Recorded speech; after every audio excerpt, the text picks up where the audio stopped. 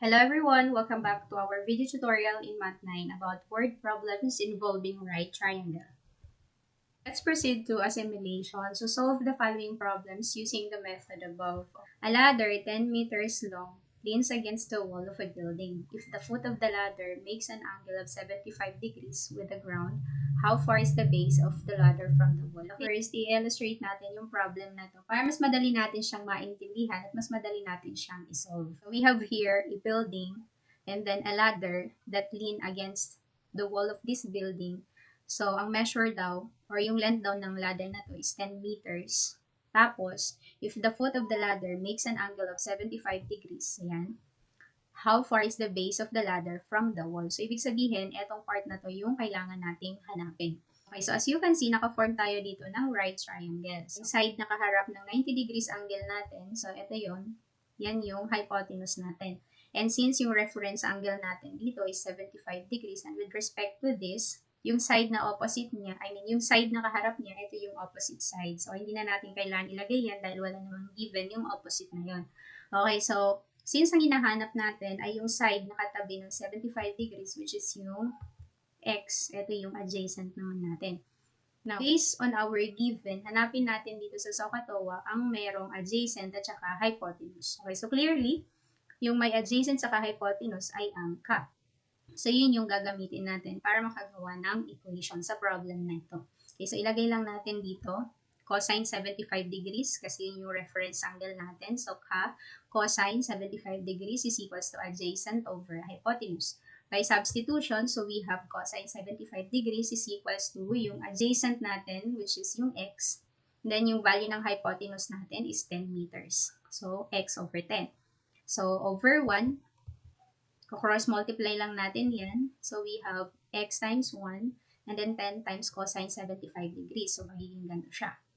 Okay, x is equals to 10 cosine 75 degrees. Now, para mahanap natin yung value ng x na yan, magagamit tayo ng scientific calculator. So, since side naman yung nawawala, so, didiretso na tayo. So, ipipress nyo lang yung 10. So, 1 and 0. Okay, so, press 10 sa calculator ninyo and then open and close. Cosine. Hanapin yung cosine. Ito. Cosine and then press 75 degrees and then close parenthesis. So, kung anong lalabas, yun na yung value ng x natin. Okay, so ganito yun. Okay, so 10 then times cos then 75 degrees. Okay? Okay, so that's it. Yun na yung answer natin. And then, i-round off lang natin siya to the nearest 100. So, our answer will be x is equals to 2.59. So, na-round up natin kasi yung sumunod sa 8 dito ay 8, which is greater than 5. So, that's our x. So, therefore, the base of the ladder is 2.59 meters. And that is for number 1. Okay, next. Problem number 2. Man, 1.2 meters tall, is on top of a building. He observes a car on the road at an angle of 70 degrees. If the building is 28 meters high, how far is the car from the building? Okay, so gawa muna ulit tayo ng illustration para mas lalo nating maintindihan yung problem. Okay, so meron dito building, tapos sa taas daw ng building ay merong man na yung height niya is 1.2 meters. And this man observes a car on the road, so yan, at an angle of 70 degrees.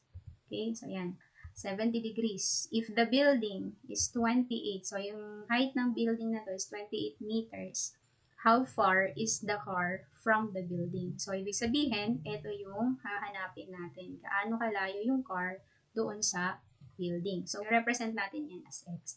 Okay, so para ma-solve natin yan, kailangan muna natin kunin yung value or yung total height ng side na to. Okay, so ang gagawin natin is i-add lang natin yung height ng man at saka yung height ng building. And that is 29.2.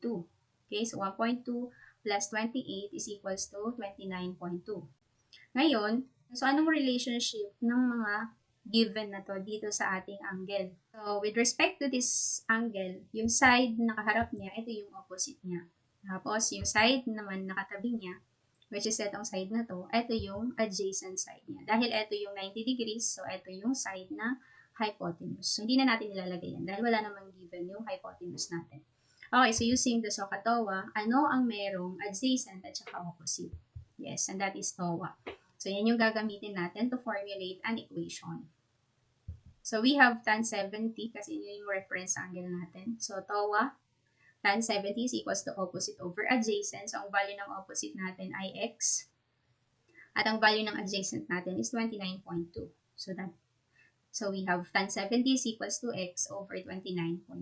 So, same pa rin dahil sides naman. Dahil side ang unknown, so i-cross multiply lang din natin yan. So, mag-over 1 lang tayo dito, then cross multiply. So, we have x times 1 is x, and then 29.2 times tan 70 is equals to 29.2 times tan 70 degrees. So, para makuha natin yung estimate value nito, let us use a calculator, a scientific calculator. So, ang gagawin lang natin, 29.2, then open parenthesis, press tan, and then 70, then degrees, then close parenthesis. So, ganun lang gagawin natin. Yan, so 29.2, then tan 70, okay, then degrees. Yan. Okay, so ito na yung answer natin at i-round off lang natin siya to the nearest 100. So, we have 80.23. Okay? So, therefore, the car is 80.23 meters from the building. Okay, next, let's have number 3 problem.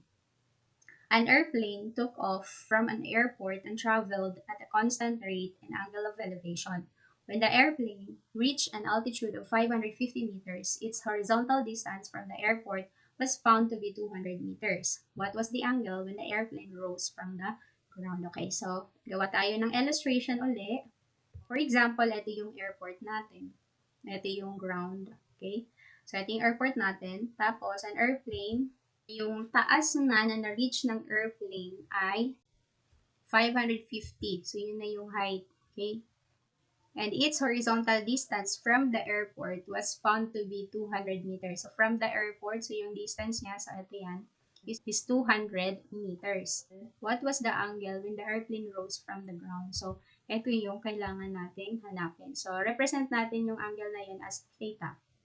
So, this time, angle yung nawawala. So, yun yung hahanapin natin. Okay? So, since ito yung reference angle natin, si theta, yung side na kaharap niya, this one, yan yung opposite side niya. Tapos, yung side naman na katabi niya, this one is the adjacent side. So, dahil nandito yung 90 degrees natin. So, yung side na kaharap niya, ito yung hypotenuse. Okay? So, sa SOH-CAH-TOA, yung may opposite and adjacent ay TOA. Yan. So, yan yung gagamitin natin para makabuo ng equation.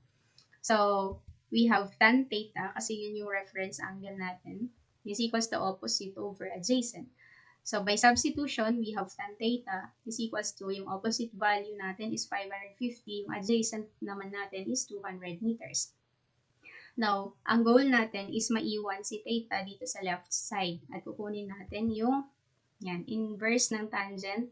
So, theta is equals to inverse ng tangent and then open and close yung 550 divided by 200. Gamit tayo ulit ng scientific calculator. So, dahil angle yung hinahanap natin, so the shift, then press yung tan para makuha natin yung inverse ng tangent. Then, open parenthesis. We have 550, 550 divided by 200. Then, close parenthesis. Okay? Tapos, kung anong lalabas, yun na yung theta natin. Okay, so ganito yun. Okay, shift. Then, press tan. So, yan yung lalabas. Then, 550 divided by 200. Yan. Okay, so, we have 70.02. So, na-round up natin. Naging 2 yung 1 dahil yung katabi niya is more than 5. Yan. So, nag-round up tayo. So, ito yung decimal form natin. At dahil angle nga yung hinahanap natin. So, i-convert natin siya into degree form. So, anong gagawin natin para ma-convert siya into degree form? Si-shift lang natin ulit. Yung sagot natin kanina, yan. Hindi nyo siya buburahin. Ganyan lang siya. So, shift. Then, press mo itong DMS, yung degree, minutes, and seconds. So, shift. Ito. Tapos, yun na yung lalabas.